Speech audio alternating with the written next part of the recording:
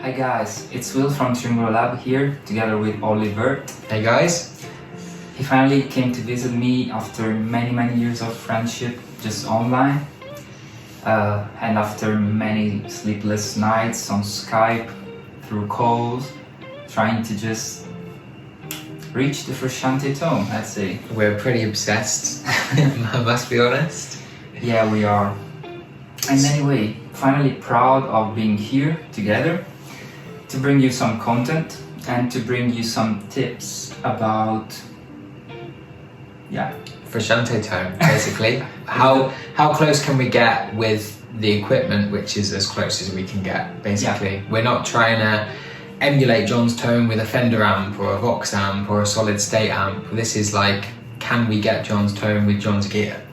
I mean, on the other hand, we do not use exactly all John's gear, like all the pedals, for example, but we kind of have the essentials. The essentials, yeah, the ones which you cannot live without if you wanna. The Jubilee, the Major, yeah, the WHX, the CE1, yeah, DS2, and so on. Yeah, we'll get to that later, probably. Sure. Anyway, what should we start with? Well, should we start with just talking about the amps a little bit? Yeah. Because I think probably the main focus of most people trying to get John's tone is starting with the perfect clean tone. It's a very good starting point. And most people know that the fact that John runs his amps in stereo, 2 amps, one left, one right. It's not like one amp for one sound, one amp for another sound. They're both on. And let's just say which one is on the left and which one is on the right. So the Jubilee is on the left and the Major is on the right. So this way. Yeah, it's strange. And another thing, probably people don't know, John used the C1 to split the signal in stereo, and just the wet side of the C1, the one which does the vibrato, goes first through the Holy Grail reverb, usually, and that one goes to the Jubilee, left, and then the other C1 output, which is just dry, goes to the Major. Spot on. Perfect. I mean, for anyone who doesn't know yet, you know? Yeah, if you listen to some live shows, the reverb decay from John's guitar is always just in the left ear. It's easier to tell in headphones, but it gives a very cool, like, real space effect. Yeah, it does. If you think about it, if you're in a room and you've got your amp one side of the room, the reverb's going to be bouncing off the wall on the other side. It's not going to be coming from the amp itself, so it's more natural. Anyway, how do we get the perfect clean tone? Well, I think the first thing we should talk about is actually, since we're using the Major, the Major is a phase inverting amp, or a negative phase amp. Right? Oh, and by the way, we're using a handmade Triungulo Lab Marshall Major, which I called it minor, because it's just 75 watts. It's just like half the power tubes which it should have. And I did that just because, to be honest, even with a regular amp, there's no much difference between 200 and 100 watts, to be honest.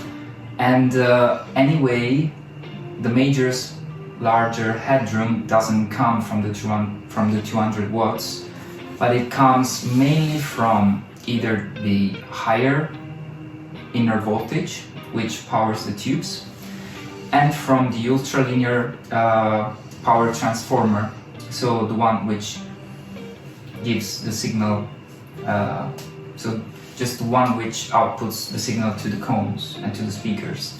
So I just decided to go with 2 KD88 tubes.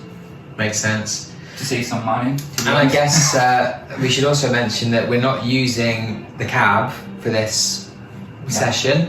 We're using these attenuators, the Torpedo, 2 notes Torpedo Captor X. Yeah.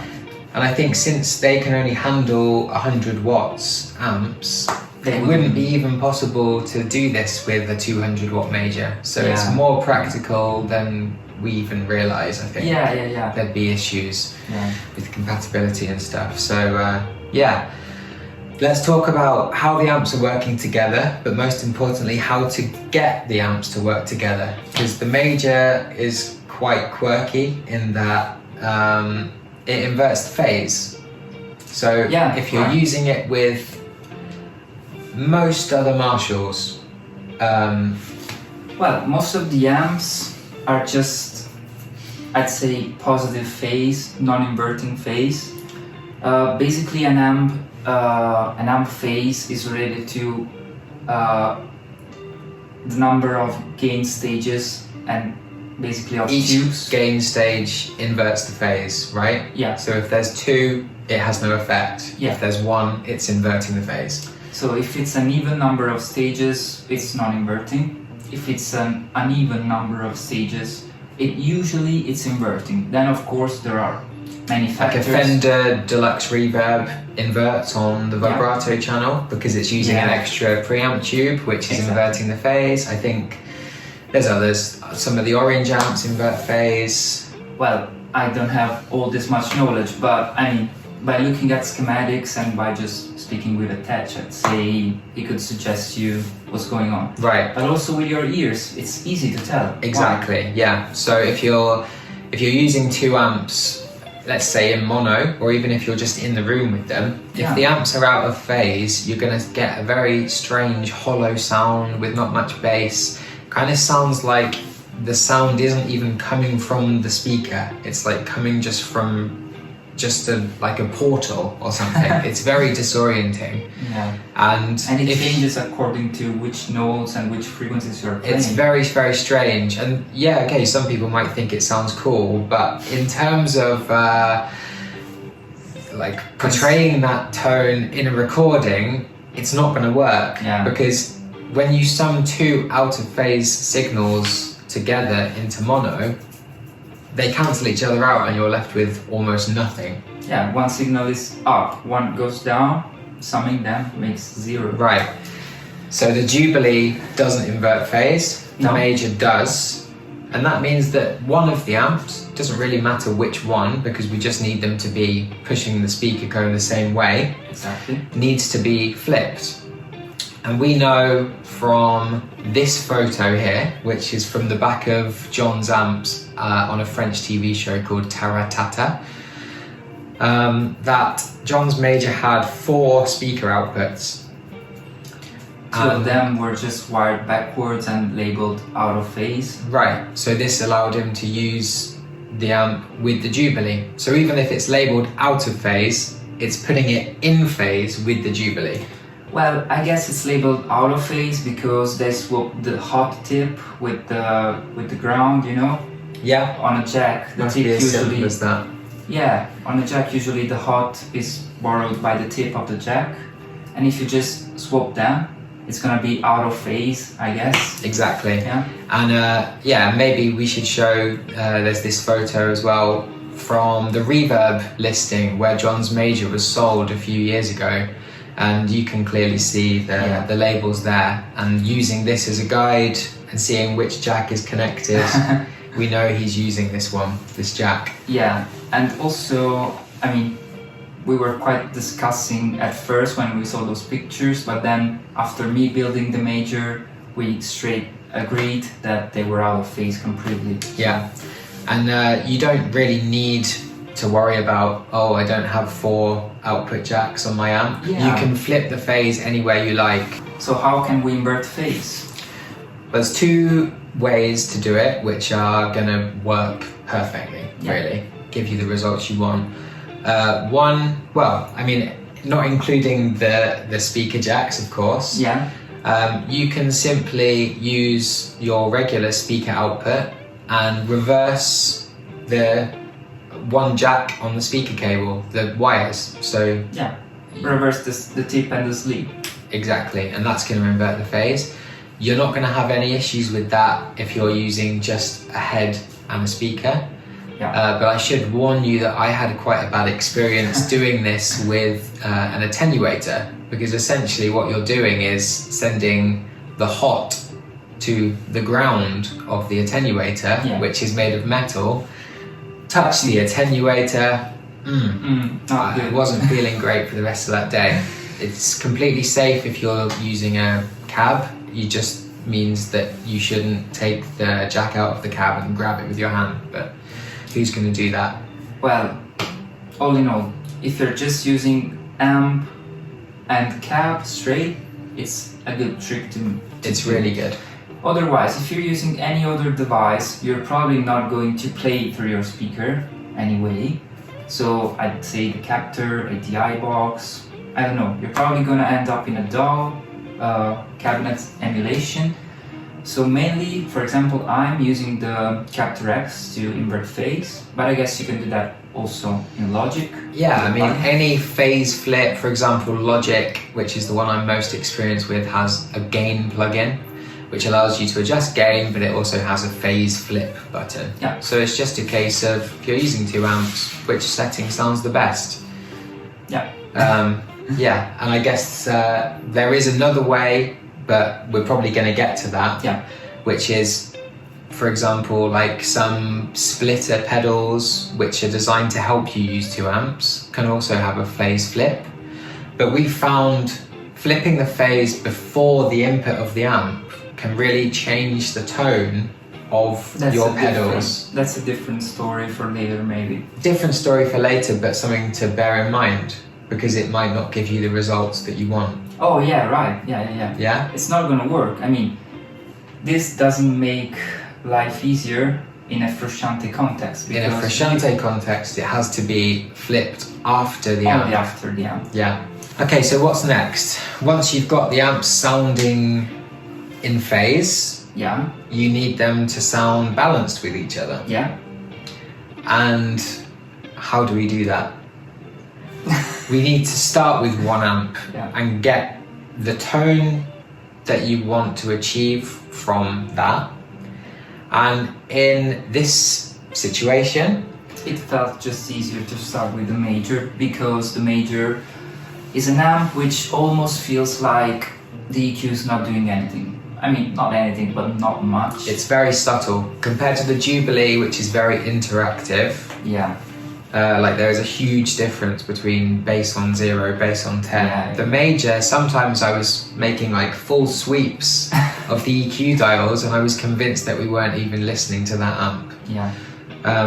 So what we've been finding is that the biggest influence on the EQ, overall EQ of the amp, is the 2 channels. So you've got 4 inputs. There's like a volume 1 and volume 2, Yeah. a bright channel, or in this case, because it's the bass version, it's not super bright, but a brighter channel and a very dark channel. Yeah. And by linking those together with a patch cable, you're able to fine tune them. Yeah, I mean, you're able to just dial in how much darkness do you want, how much brightness do you want. So it's kind of like an EQ overall. Yeah. Not on an EQ and gain, because they also set up the gain structure of the amp. Right. And starting with like the Major also puts another question mark. What about the C1 preamp? Yeah. Because you need to set the preamp to a certain level in order to play and to test the amp. So what would you do? Well, basically we figured out that in order to have, like for example, the Fuzz Ride and the S2 combo sounding at its best, in order to not have too much unpleasant treble, it's better to just run the amps hotter and to kind of attenuate them through the C1 preamp. Right, so a lot of people are using the C1 to boost the preamps. And Well, for a long time, that's what we thought was the case. Well, but anyway, we think that John did this at some point. It's true, Californication kind of time. We've seen some photos where he was running the amps like very, very clean. C1 was in high mode, level at 12 o'clock, which is a boost. Yeah, it is. But back those days, there was no fuzz right on the board. I mean, he was using like a very simple pedal. 5 pedals, none of But them even really in- affected the tone, right? I mean, even in the By the Way era, it was like this huge pedal board which drives you crazy to deal with, you know. So, I mean, it depends on what you're after. So if you want to just boost the amps and not deal with this stuff, it's fine. But if you want to get the right tone from the Stadium Arcadium era, with the Fuzz Ride especially, then this is gonna be the way, I guess. Yeah, well, another really cool thing about attenuating on the C1, you've got your amps on 10, so they can't go any further. but they're going to be too dirty like that. Turn down the CU1, it gives the rest of the pedals more headroom. So for example, let's say you've got the DS2 one, you want to boost from the micro amp. If you're already boosting the front of the amp with the CU1, everything is going to be so compressed and squished together, you're not going to hear like a small boost. Having the amp on 10, but reducing the level on the CU1 gives everything on the pedal board some space to breathe. A little bit more of headroom. It definitely helps. It depends. I mean, if you're at home and you want to play just super quiet because you can't do anything else, and you don't want the DS2 boost at all, then it's, I mean, I've been doing that for many times, for a long time. But if you want to get also, I mean, if you're playing live, for example, some sort of boost is quite desirable, I guess, isn't it? Yeah, I mean, I guess that's why we're also using the micro amp, because that kind of provides a very similar, since the micro amp is still going through the CU1 circuit, it's just boosting the gain as if you are turning up the CU1 level. So it gives you best of both worlds. Right? Indeed. And anyway, so after setting up those two, you just drop into the equation the Jubilee, which is a wild beast to tame. Right, so unlike the Major, the EQ on the Jubilee we found to be very sensitive. Yeah, very hard to dial in perfectly. So once you've got the tone sounding good on the Major, or whatever second amp you're using, we found especially the mids control on the Jubilee, like between 0 and 6, it does very little. I mean, there's a change, but it's not drastic. And there becomes a point around 6.5 where it's like a step. It's an overwhelming amount. I mean, we basically use the mids knob as the treble knob. Yeah, and I guess, I mean, John did that too. Every photo I've ever seen of his Jubilee has been with the treble on 0. Yeah, or very low. And that's because it might sound good on the clean sound with the treble high, but as soon as you boost with the DS2, it just amplifies all the fizziness, almost makes it sound like a solid state amp, right? On the other hand, something which I figured out thanks to Olly is that if you drive the Jubilee on like Auto Master on 10, it is going to give you more treble, but which is not very like unpleasant treble. Instead, back in the day when I was trying to boost the amp with the C1 because I wanted to play at lower levels because I didn't have the captors and I wanted just to play through my speakers, I had the treble dial turned up a little bit. And so, I mean, it's up to you really, because it depends what you're after, again. I guess things become very complicated when you're running in stereo. Way more complicated. Let's say you've got the DS2 on. You don't want one side to have this high frequency fizz and the other one not. Yeah. So the best thing to do is to have both playing, one in the left, one in the right, have the distortion on, and just use your ears to tweak. You know, we're going to show you a quick clip now actually of the difference between, well, the difference that is achieved from just making a very small adjustment on the Jubilee's mids control. You'll see it almost takes it off center. You want the clean sound to sound balanced, right? Yeah, it's been hard, but we made it. We made it.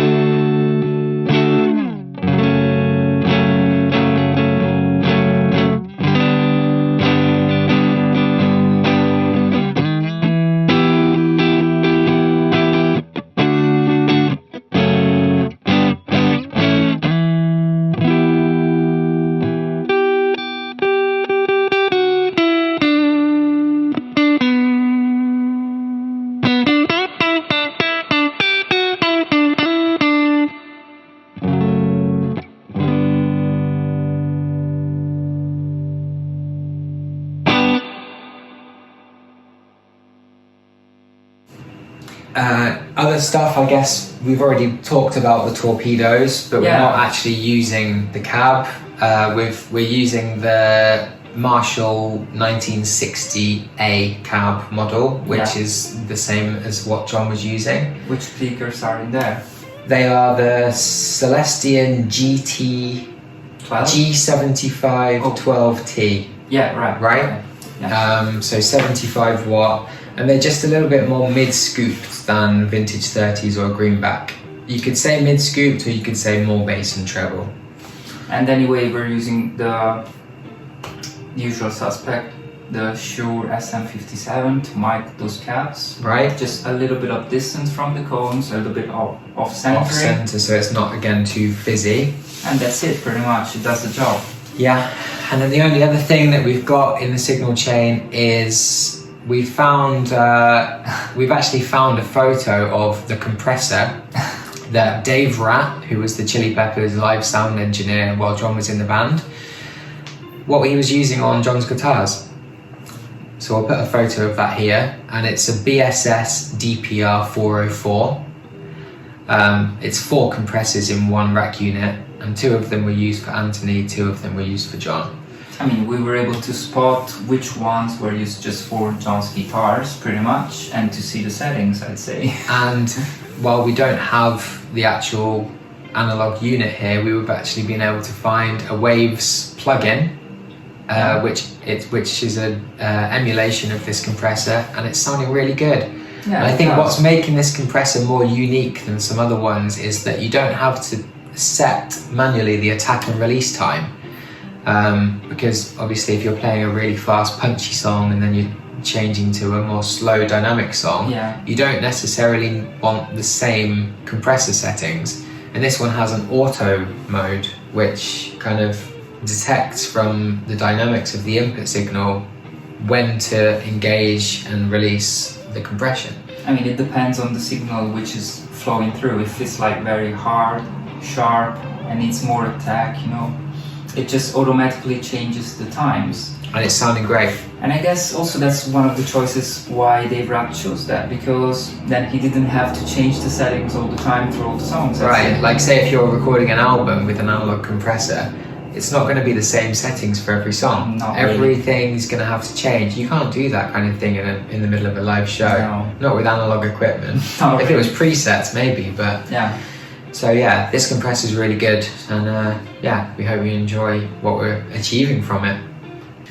So I think we want to talk about some pedals now, right? Yeah, we do. Yeah, so I think probably we'll start with the Boss DS2, since that's the pedal which John is most famous for using throughout his career, for his distortion sound. Did he start using the DS2 since the start? Yeah, he's always used it. I mean, it's like an instantly recognizable tone. It's got that like 800 hertz mid boost thing. It's a huge mid frequency boost. It's crazy. And I mean, as a guitarist, probably no one would ever even choose this pedal because of its particular EQ, but John made it work so with a well. clean amp, it's gonna sound like awful, right? Awful. But Really. the way it responds to a compressing tube amp. Probably it's also because Marshall amps, Marshall cabs are always very mid-scooped, so the combination works amazing. Yeah, well, I mean, most Marshall amps have a lot of mids. I would say a Fender amp is very mid-scooped, but because a Fender amp is clean, all of the fizzy treble frequencies kind of come out. Which is the issue. The DS2 has a lot of treble, especially because for the John tone, it's very important to run the tone knob on full, right? Otherwise, the WH10 or WHX in our case, it doesn't sound quite right. You want to allow as much signal to pass through as possible. Definitely. We've also discovered that the level knob, I mean, a lot of people already know this and do this, but it must be run on maximum. I mean, it was always something which what are the DS2 settings? Everything on maximum, boost everything. But then we never faced really the need of having it turned on 10, you know? It was sounding good even in other settings. Well, we've seen photos from like the By the Way tour where you can see that he's got the level turned down about 2 o'clock. Yeah. But in those days, there was no fuzz rate on the board. And actually it's the fuzz rate or again in our case the JF Fuzz, which is made by Will. Yeah. Which really needs the DS2 to boost its full potential. The Fuzzrite has kind of confirmed to us that in the Stadium Arcadium era, the DS2 level must be on maximum.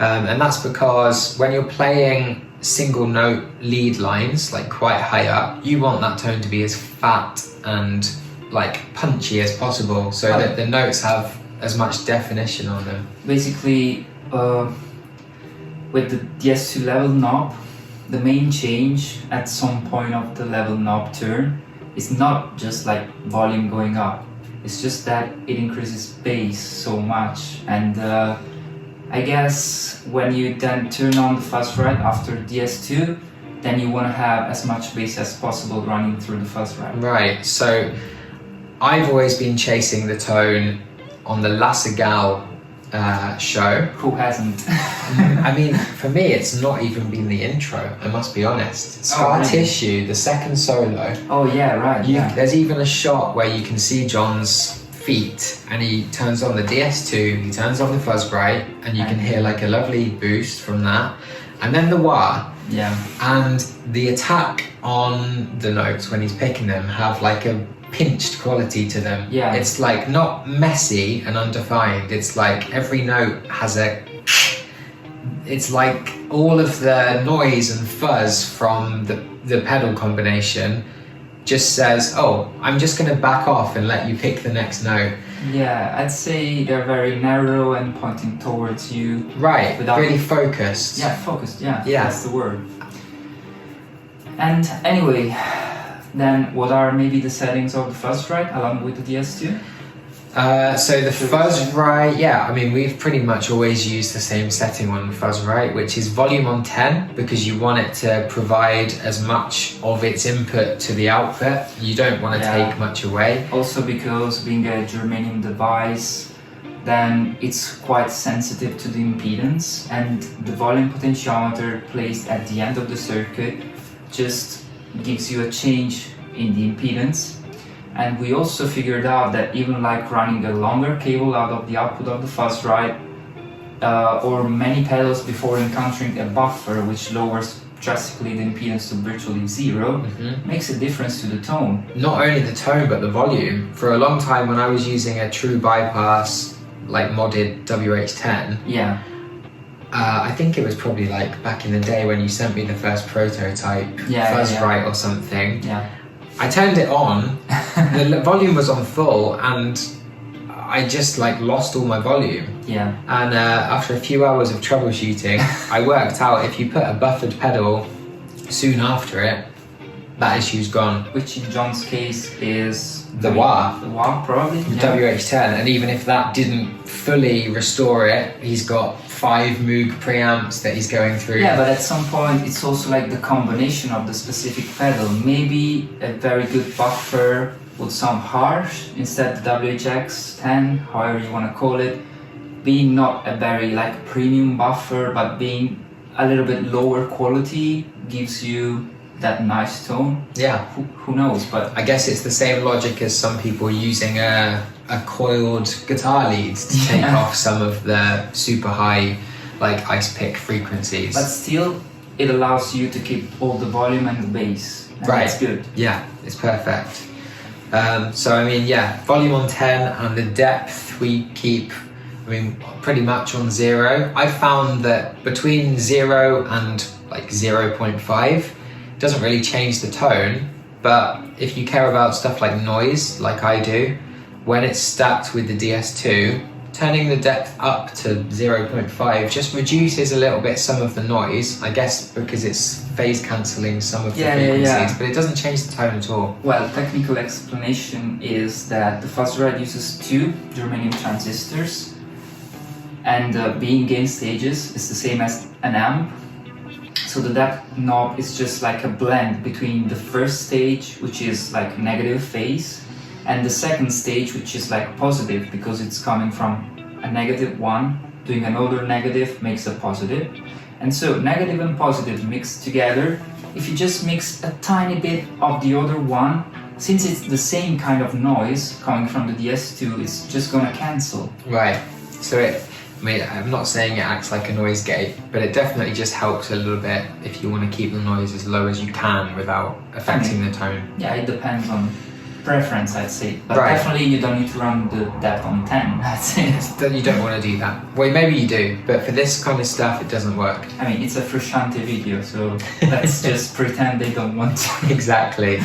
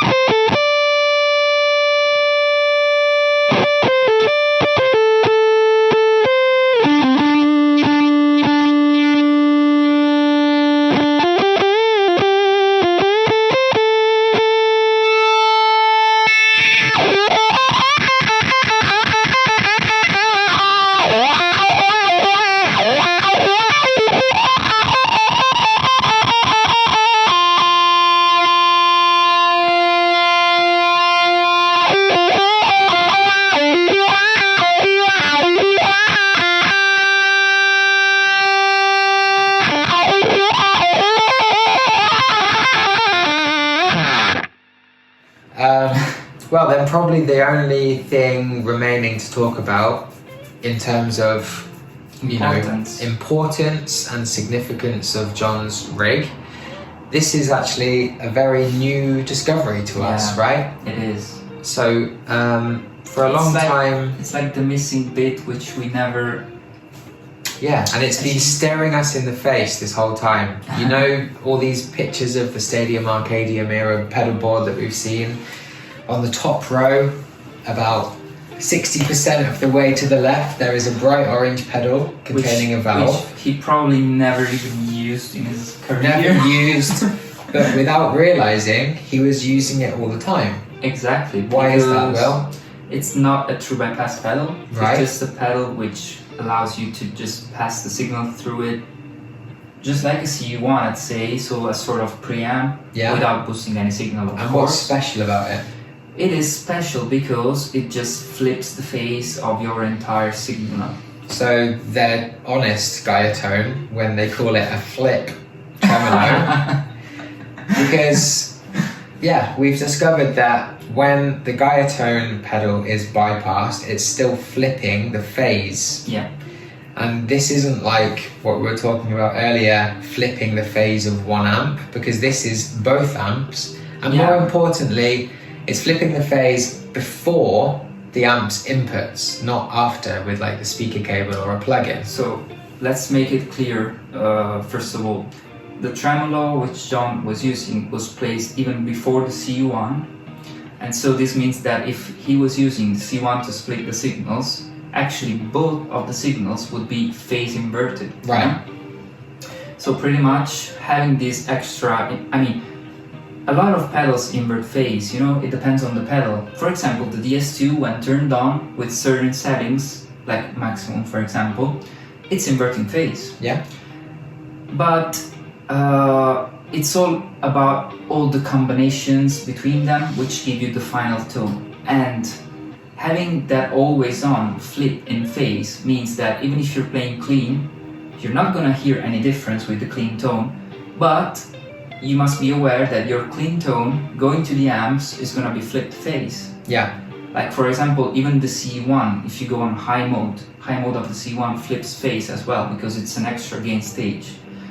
Although with the C1 in high mode, should we say, you're not able to achieve the same result? It's true, so high mode on the C1 inverts phase, but it also adds an additional transistor to the circuit for the extra gain. And also some filtering. Yeah, and we found that with these pedals that we've been talking about, the DS2, but most importantly, the DS2 and Fuzzrite combination. But even WH10, to be honest. Yeah, it's true. High mode doesn't sound right. It kind of filters too much bass. Yeah. And I mean, it's clear, it doesn't achieve the tone. Yeah, It's not only different. that, but clearly in these photos of John's Stadium Arcadium yeah, right. rig, you can see he was in low mode. Yeah, And the level is pretty low, and I guess that's a combination of the amps being cranked up loud, but then also he has like 5 Moog preamps, which all have their level controls at 12 o'clock, which does mean each one is boosting a little bit. yeah. Anyway, just to go back to the phase thing, what did we discover? That just by placing a phase inverting device in the chain before the CE1, that makes a huge difference. Mostly when you're using the DS2, the Fuzz right together, and even with the wah. It's really, really drastic difference. We've been trying to get the La Cigale intro tone, you know, the I mean, that has been bugging me for many, many years, because I was always like, I built the perfect Germanium fuzz ride and I love how it sounds, but whenever I try playing that fucking intro, it's never the same. The DS2 is always overpowering. When you play the chords, Exactly. it's got this mid-range thing. And basically, I mean, do you want to explain? Well, one of Will's early pedals was inverting phase when it's on, even with the mix control on 0. Yeah, I mean, we're just using a box which inverts phase. Yeah, and with it off, you've got the standard tone, which we weren't 100% happy with. And as soon as you turn it on, it's like everything that was wrong with the sound becomes right. I'm just gonna tell you guys a word, because I mean, I don't have many words, and that's why probably is speaking more than me when describing how the sound sounds. But I'd say whenever hitting it, it's like the sound becomes truly stereo and becomes like moving around your head, and you don't, I mean, one note you hear it on the right, another time it's more present on the left, and it's moving constantly, and it's really like spread out, you know? It's true, yeah, it does widen it. It must be just to do with the way that the amps are reacting to the inverted signal. Yeah, also because, I mean, technically, a distortion pedal works just like you have your waveform, which is your guitar sound. I mean, if you just played a note without considering the octaves and the harmonics, it would ideally be just a sine wave, you know, of a certain width. Distortion pedals just boost that and cut at some point, so that the sine wave becomes like a square wave almost, you know? Yeah. That's pretty much how they work. But for example, the DS2 does that in an asymmetrical way, as well as the fuzz rag. So basically, whenever you turn those pedals on, you're ending up with a signal which could potentially be sine on top, but like triangle on the bottom, or like crazy shapes. And flipping the phase just means you're gonna flip the entire signal 180 degrees. And this means... So if the square wave was on the bottom before, now it's on the top. Exactly. And this means that the amps are gonna inevitably react way differently to the signal. Yeah, and in this case, it's for the best. And I think, yeah, this is like the biggest achievement in the quest for this like final missing piece, right? Yeah, finally.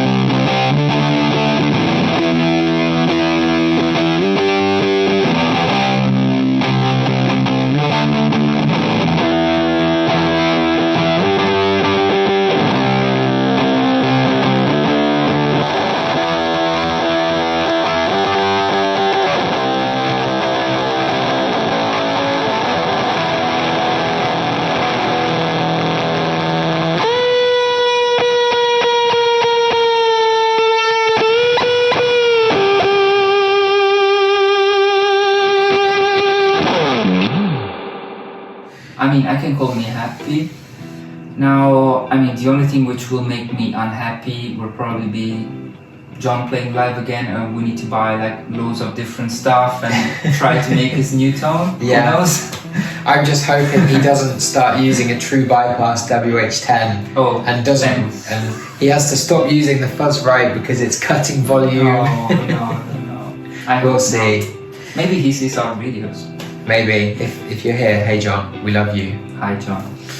Anyway, that's pretty much. For my pedals. And just send me a message saying anything. I love you. Alright guys, I mean, I guess the video is kind of over now. Yeah, we hope you've enjoyed what we've had to say and hear. It's been a pleasure. Sadly, Olly's gonna leave quite soon. It's one of the last days here. But, I mean, it's really true that music also is just an opportunity to create connections, friendships, you know? It's really true, yeah. I mean, living on your skin, one of those things really changes the way you think about music and the importance that you give to music. So, I mean, probably when the Red Hot Chili Peppers wrote their songs, they would never think that a friendship would be born out of their work, you know? I've travelled 6.5 hours to get here just for the sake of playing with some Frusciante gear and seeing my buddy Will. It's been really good, and let's go and get a pizza. Right. Oh, you went the other way. No, that's why it's fun. Nice one. That was good, right? Yeah. Perfect. And it's it not wasn't- recording. It is.